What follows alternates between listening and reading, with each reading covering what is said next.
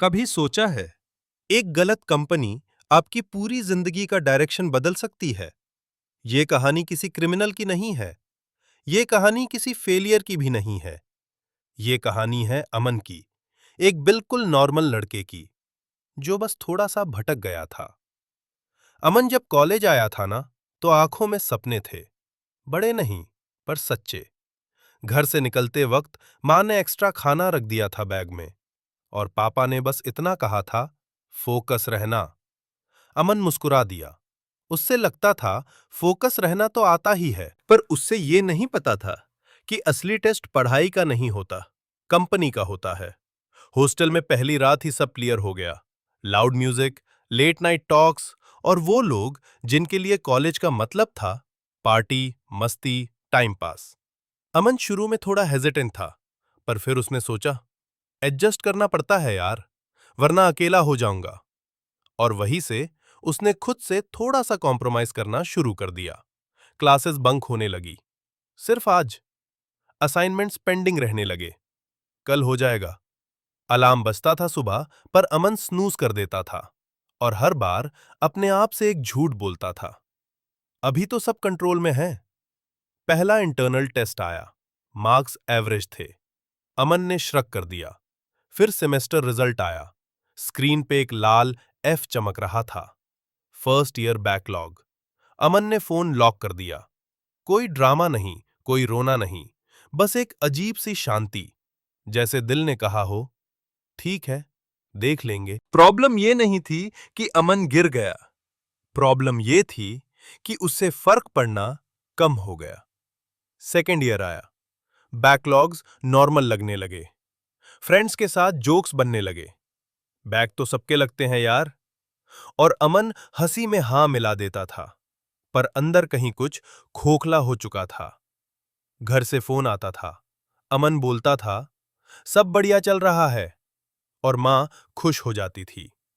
अमन phone रख के कुछ सेकंड्स के लिए चुप बैठ जाता था, फिर रील्स स्क्रॉल करने लगता था, सोच से भागने के लिए। एक रात हॉस्टल के वॉशरूम में अमन ने मिरर में खुद को देखा।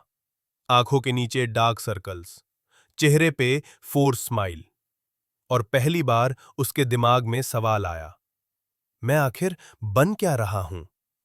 पर उसने उस सवाल को भी इग्नोर कर दिया, जैसे सिलेबस के इंपॉर्टेंट टॉपिक्स को करता आया था। और फिर सुनेता आई। कोई ड्रामेटिक एंट्री नहीं, कोई फिल्मी बैकग्राउंड म्यूजिक नहीं, बस लाइब्रेरी में एक सिंपल सी लड़की, रोज सेम टाइम पे आती हुई, रोज सेम जगह बैठ के पढ़ते हुई। वो परफेक्ट नहीं थी, कभी ठग जाती थी, कभी उसके फेस पे फ्रस्ट्रेशन भी दिखता था, पर एक चीज कांस्टेंट थी, वो रुकती नहीं थी। अमन पहली बार अनकंफर्टेबल फील करने लगा। ना उससे सुनीता से जलन थी, ना अट्रैक्शन। उससे बस एक अजीब सा डर लगता था, क्योंकि सुनीता उससे मिरर दिखा रही थी, बिना कुछ बोले। एक दिन अमन ने पढ़ने की कोशिश की, बुक्स खोली, पर दिमाग भटकता रहा। हाथ का गए, और वो बंद करके उठ गया। उससे समझ आ गया, प्रॉब्लम इंटेलिजेंस का नहीं है, प्रॉब्लम हैबिट का है।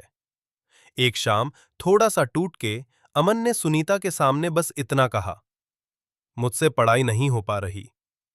सुनीता ने कोई लेक्चर नहीं दिया, बस शांत सी आवाज में बोला, तुम बुरे नहीं हो, बस भटक गए हो। बस वो सेंटेंस अमन के साथ चिपक गया। रात को नींद नहीं आई। उससे रियलाइज हुआ, शायद वो खुद से भाग रहा था, क्योंकि खुद का सामना करना मुश्किल लगता था। अगली सुबह अमन ने अलार्म बंद नहीं किया। परफेक्ट मॉर्निंग नहीं थी, फोकस भी नहीं था, पर वो बैठ गया। फ्रेंड्स ने मजाक उड़ाया, हीरो बन रहा है क्या? अमन ऑलमोस्ट गिव अप कर गया। ऑलमोस्ट। चेंज ग्लैमरस नहीं होता, चेंज लोनली होता है। कभी रिलैप्स होता है, कभी एक रात वेस्ट हो जाती है। पर अमन ने एक चीज सीख ली, खुद को गाली देना छोड़ दिया। उसने बस वापस बैठना सीखा। धीरे धीरे एक सब्जेक्ट क्लियर हुआ। कोई सेलिब्रेशन नहीं, बस एक गहरी सांस। पेरेंट्स ने चेंज नोटिस किया। इस बार अमन ने झूठ नहीं बोला। सुनीता ने बस एक छोटी सी स्माइल दी। अमन आज भी परफेक्ट नहीं है, शायद सारे बैकलॉग्स भी क्लियर नहीं हुए, पर अब उससे पता है वो किस डायरेक्शन में चल रहा है।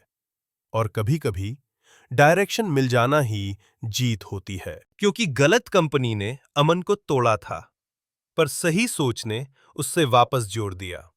और शायद ये कहानी सिर्फ अमन की नहीं है, शायद ये कहानी आपकी भी हो सकती है।